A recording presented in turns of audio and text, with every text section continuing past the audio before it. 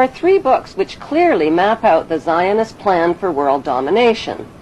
The Bible, written by Hebrews, Morals and Dogma, written by Freemason Albert Pike, and the Protocols of Zion, written by the Priori of Zion and revised by the Zionist Illuminati. The Zionist plan is to create an apocalypse that will exhaust and depopulate the masses through deadly designer viruses, global terror, economic disasters, and nuclear war, when the remaining survivors will gladly embrace the promises of a handsome, charismatic new leader who will unveil his plan of hope for eternal world peace. The only way to achieve eternal world peace, he will explain, is to put an end to the 5 causes of war. Secretly, he knows there is only one main cause of wars: the wars caused by his royal ancestors who planned, provoked, financed, and profited from them. He will sell his peace plan by telling the world that border wars will only end by creating a world without borders. Religious wars will only end by creating one world religion of interfaiths. Economic wars will only end by creating a cashless, debt-free society. Rivalry wars between rulers will only end by creating one world ruler. The tools used for war, from handguns to nuclear bombs, will be eliminated, and one world army will be created, which will guarantee world peace. How will this eternal peace plan be accomplished? Through the United Nations, which is the brainchild of the Committee of 300 ruling families.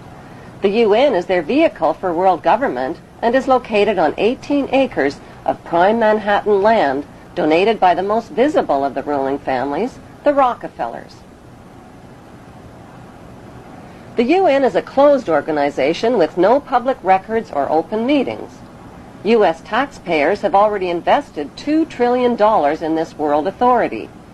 Although most of the people working for the UN are genuinely working for peace, the UN is a godless organization controlled by the Committee of 300.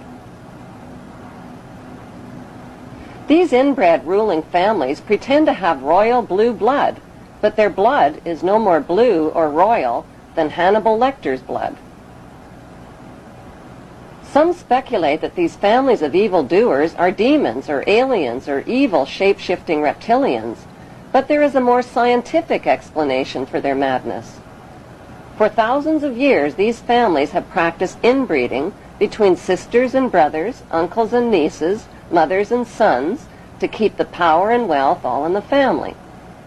This practice of inbreeding over thousands of years has produced a clever but pathological breed of conscienceless, sociopathic families who will stop at nothing to own every ounce of gold, every drop of water, and every blade of grass on planet Earth. The United Nations, which they founded and control, has clearly stated its goals of establishing a new world order, a UN standing army, and a global taxation system. The Queen's husband, Prince Philip, and Evelyn Rothschild have already established an interfaith declaration for the creation of one world religion. What would life be like in this world empire with one world religion, one world army, one world economy, one world court, one world media, one world government, and one world dictator? What the public doesn't know is that Karl Marx's Communist Manifesto and the Russian Constitution have been built into the UN Charter, and that the New World Order will be a communist world order. Peace on earth will be a forced peace in which citizens will have no rights.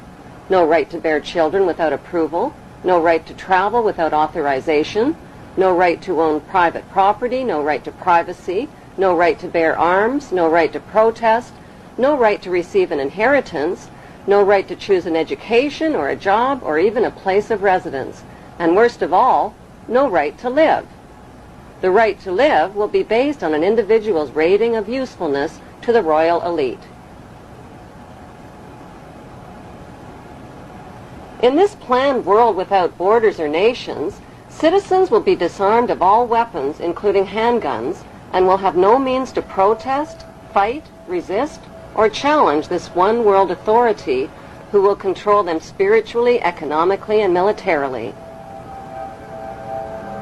Every human being will be electronically tattooed, and will become helplessly dependent on this one world authority for all of their most basic needs.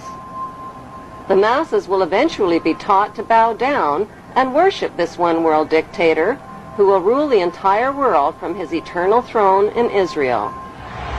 They have waited for him. They believe in him. They expect he will heal the world's ills. Some say he is the Messiah, finally returned. But this man is not a savior. He is the king of terror who will usher in the end of everything. Despite all the red flags, many people deny that a problem even exists. It does exist, and the good news is there are solutions. The solutions lie in knowing what the three biggest fears of the world's ruling families are. The first biggest fear is exposure. They have gone to great lengths to cover up their trail of crimes and to win the public's trust through their media monopolies. Without public trust, their ancestral plan for global control is doomed. Their second biggest fear is losing public support. If the public stops cooperating, their plan is guaranteed to fail. Their third biggest nightmare is organized resistance by an informed and fearless public. The ruling families know from past experience that the will of the people can defeat all their military and monetary might. Vietnam is a perfect example. There is no doubt whatsoever that these ruling families can be totally defeated by turning their three worst fears into a reality.